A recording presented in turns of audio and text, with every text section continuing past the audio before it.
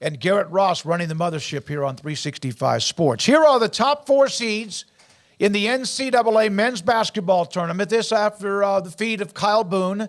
Obviously, it's pretty obvious. Most of them, anybody there among the top 4 seeds in any of the regions that you wonder, and that means you'd have to replace them with somebody.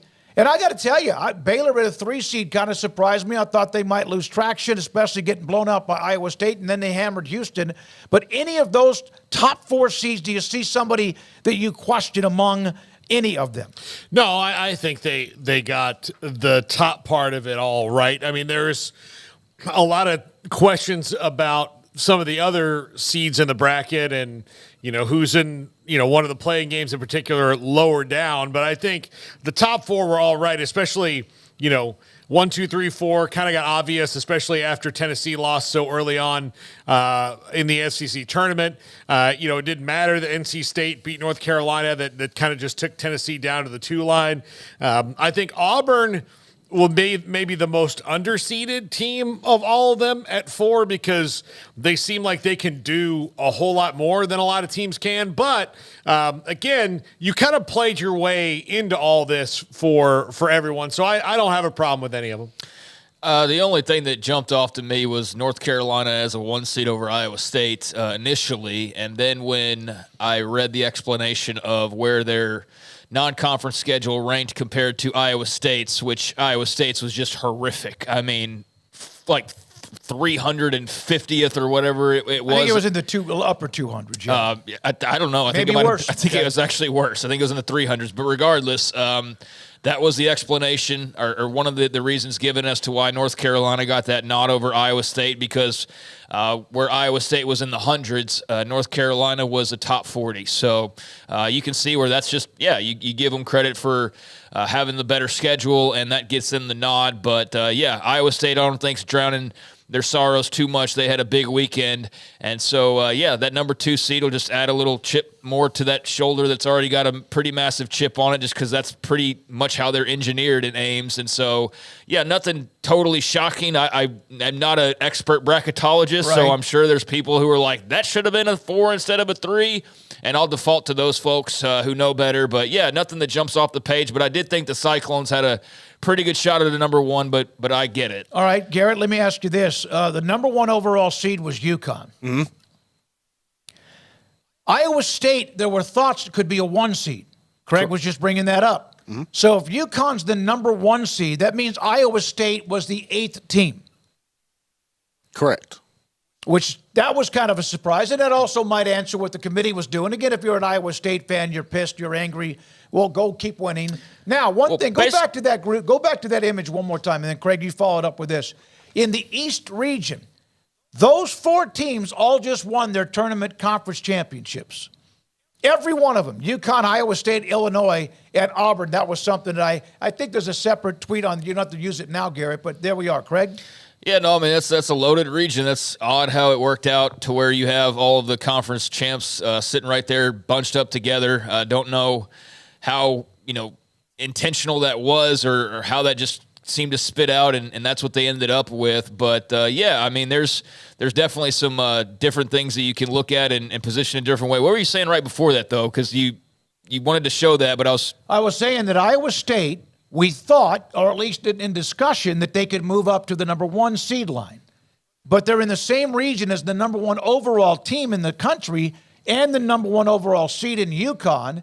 Placed in that region means that they would have been the number 4, number 2 seed to be in the UConn region. I know what I was thinking of now. Yeah, Jeff Capel and Clemson's whining as well seemed to have an impact when talking about the non-conference schedules. They're little I won't call it a fit because it wasn't that extreme, but they're very public, and just timing-wise, the ACC suddenly wanted to speak up a bit about the Big 12 and its non-conference scheduling and its rankings and how those were formulated. And so I don't know if that got into the head of the committee or not. I know Twitter, which, hey, take it for what it's worth, but Jeff Twitter Capel, seems to think that it got into people's heads. Jeff Capel had no place. No, he was politicking. Team, he was politicking for his team to get in. Yeah, because his team was 343rd in the schedule ranking. So, he was maybe just trying to say, like, if you're going to say this about us, you have to say that about them. You can't say it for every team in the Big 12, though. No. I think, when you look at Baylor, Kansas, Houston, Tech, like some of these teams in particular, they had pretty good non-conference schedules. I think Kansas played 3 of the 4 1 seeds and beat 2 of them. So, and they're the ones that are propped up as somebody who did. But if you read just some of the write-ups, that message from Jeff Capel and the Clemson coach, his name's slipping my mind. I apologize, but that is in many articles that are talking about where Big 12 teams are ranked. So I don't know if it got through to the committee or not, but it got through to some of the journalists, which isn't hard to do. You just feed them and they repeat it. But that clearly resonated, at least in the descriptions of where teams ended up. And so I can imagine a scenario where, maybe that slipped into some of the conversation with the committee and how they decided to rank some of the Big 12 teams. Again, that's not the example for every single one of them, but that is something that I've seen mentioned multiple times now in multiple write-ups ever since the ACC had their politicking the other day. So take that for what it's worth. We're going to get into politicking, and also those who have comments about this and that are in positions of power or not. This is an interesting tweet. Since 2002, this is something that, now read it. Every team that has won the NCAA tournament in the last 21 years has been inside the top 40 in both offensive and defensive efficiency. That means you can't be 27 in one and 63 in another. This year, 12 teams in that category. You see them: UConn, Purdue, Duke, Arizona, Auburn, Houston, Creighton, Marquette, North Carolina, Colorado, Tennessee, and Nebraska. And I didn't include that because it had Nebraska, who's going to open up against A&M, and the former AD is now there. But then turn the page on yet another tweet. Since Ken Palm's analytics began in 2002, every national champion but one has been top 25 in both offensive and defensive efficiency, top 25, not 40, and that includes this list of the same teams but minus a few others: Arizona, Auburn, UConn, Creighton, Houston, Marquette, North Carolina, and Purdue, who traditionally can scare the hell out of you if you're a Boilermakers fan when it comes to a tournament game. So there we are with a couple of trends, analytics, facts, figures, etc. on those are the teams that it looks like will be the one of those 8 will win the national title. Yeah, I would say that Auburn is a 4 seed, and so they're the lowest one among all those. Arizona's a 2 seed. Creighton is a 3. Marquette's a 2. You've got all the 1 seeds in there.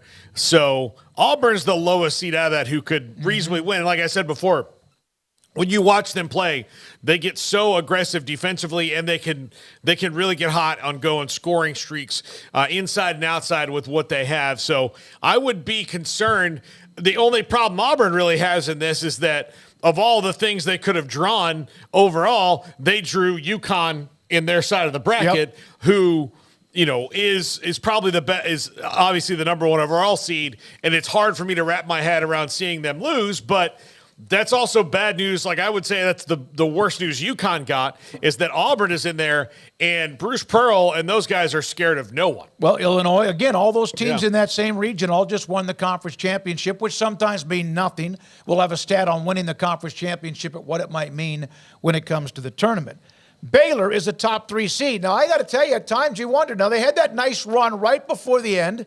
They did win their first tournament game in Kansas City against Cincinnati. They're the only school to be a top 3 seed in each of the last 4 tournaments. So they have that nice little trend going for Scott Drew and company. In fact, here's a comment, a real quick little nugget from Scott Drew yesterday evening once the tournament bracket was unveiled. This team finished with the number 1 strength schedule in the country. I mean, there's 363 schools.